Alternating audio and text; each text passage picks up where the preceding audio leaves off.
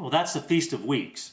And following that, in the same chapter in Deuteronomy 16, starting in verse 13, Moses reminds the Israelites about the Feast of Tabernacles. And he says, celebrate the Feast of Tabernacles for 7 days after you have gathered the produce of your threshing floor and your winepress. Be joyful at your feast, you, your sons and daughters, your men servants and maid servants, and the Levites, the aliens, the fatherless, and the widows who live in your towns. For 7 days celebrate the feast to the Lord your God at the place the Lord will choose. For the Lord your God will bless you in all your harvest and in all the work of your hands, and your joy will be complete. Did you notice that last phrase? For the Lord your God will bless you in all your harvest and in all the work of your hands. That sounds like what we read from Ecclesiastes last time, doesn't it? Where God says, where Moses, in Ecclesiastes, he says that it's a gift from God to be able to work hard and to enjoy the fruits of your labor. And remember, we read the prayer of Moses in Psalm 90, where Moses asked God, establish thou the work of our hands. Yea, the work of our hands, establish thou them. And here again, Moses mentions that, well, it's just interesting to me, and isn't it interesting that the work of our hands, the fruit of our labor, is something special and something that we can rejoice in and be happy about. And not only is it something that we can rejoice in and be happy about, it's something we're commanded to rejoice in and be happy about. I just love it where Moses feels it necessary after proscribing this Feast of Tabernacles. In verse 14 he says, be joyful at your feast. You wouldn't think that Moses would have to tell the children of Israel that if you're going to have a feast, you need to be joyful. But he knows how people are, and I know how people are, and you got to tell them sometimes to be joyful, because I'm as guilty as the next guy. I remember as a young man, a single guy living in a 10 by 50 mobile home in Winona Lake, Indiana, working in a factory. And, I just didn't know any better. I grew up in a fundamental church in Spokane, Washington, and I got to tell you, even the mainline denominations, the Presbyterians and the Methodists and the Lutherans, nobody today in Christianity that I know of, well, I take that back. There are a few groups. But most Christian groups today do not stress the importance, the benefit, the goodness that comes from taking a day off every week.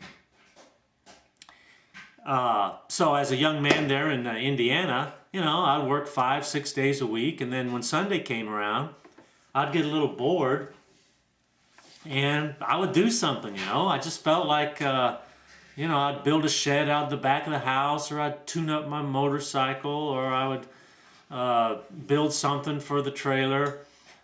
It seemed like I always had stuff to do.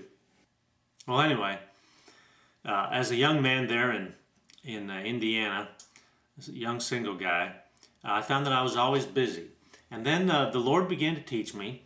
I began to understand that you shouldn't be working all the time. It's not good for your health. It's not good for your physical health. It's not good for your mental health. And what a coincidence that that's what the Bible says also.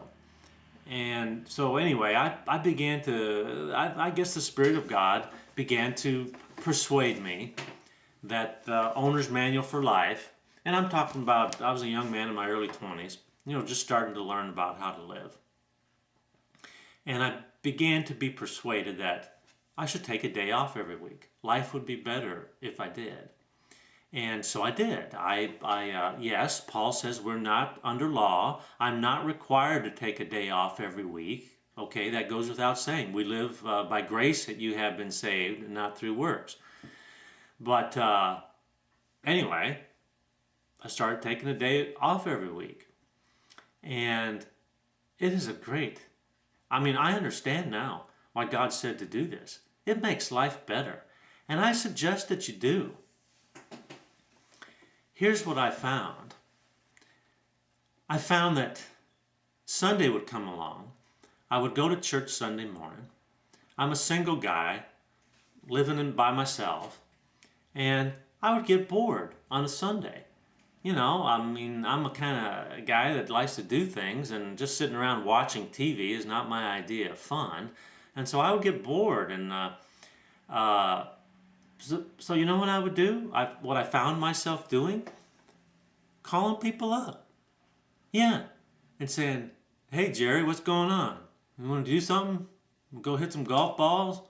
Go play some football? You know what I'm saying? Yeah, isn't that interesting? Anyway, I really believe that this is God's plan.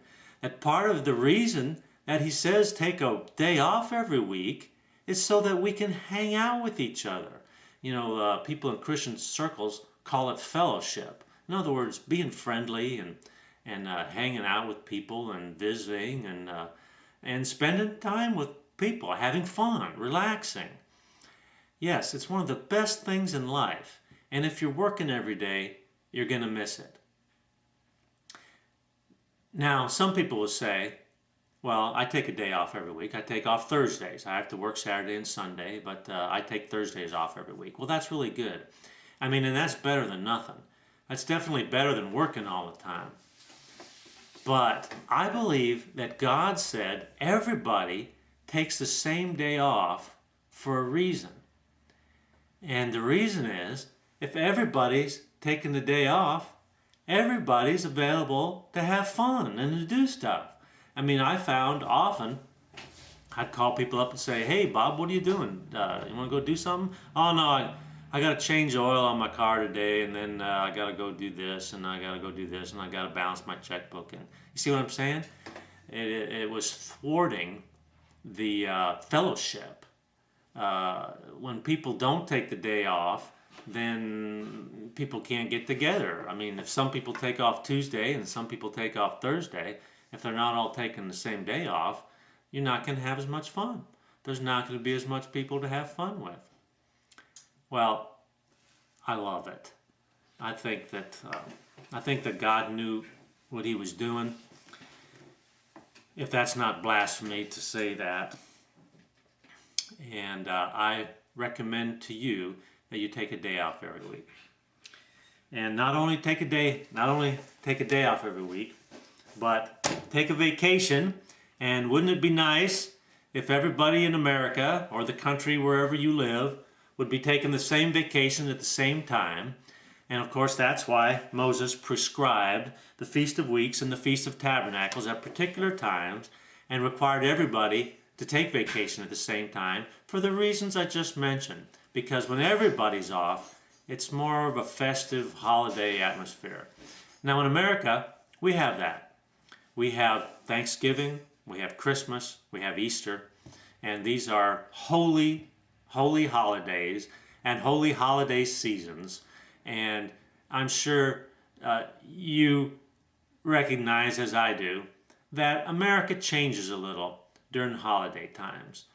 During Thanksgiving week, it just seems like everybody's just a little more kicked back and laid back.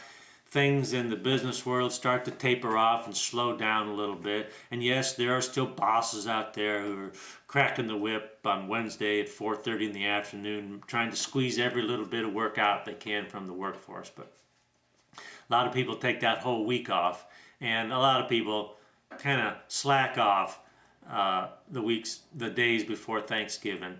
And that sounds like a good thing to me.